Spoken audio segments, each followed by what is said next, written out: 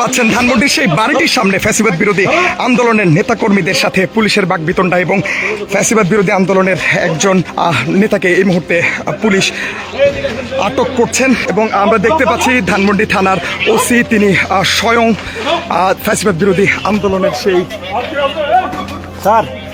আন্দোলনের সেই কর্মীকে এই মুহূর্তে পুলিশ হেফাজতে নিলেন এবং তাকে আটক করলেন আমরা দেখতে পেলাম।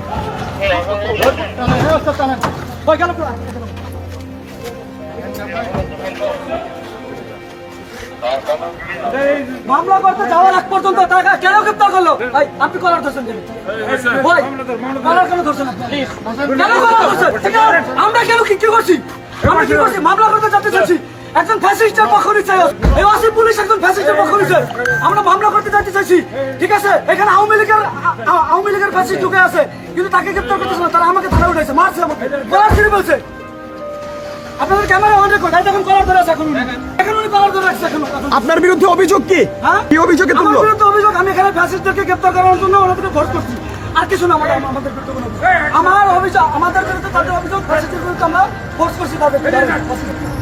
দর্শক, আপনারা যেমনটি দেখতে পাচ্ছেন এই মুহূর্তে ফ্যাসিবাদ বিরোধী আন্দোলনের একজন নেতাকে ধানমন্ডি থানা পুলিশ আটক করে নিয়ে যাচ্ছে এবং সেটি আপনারা দেখলেন এবং ধানমন্ডি থানার ওসি তিনি নিজে দায়িত্ব নিয়ে তাকে গ্রেফতার করেছে এবং তিনি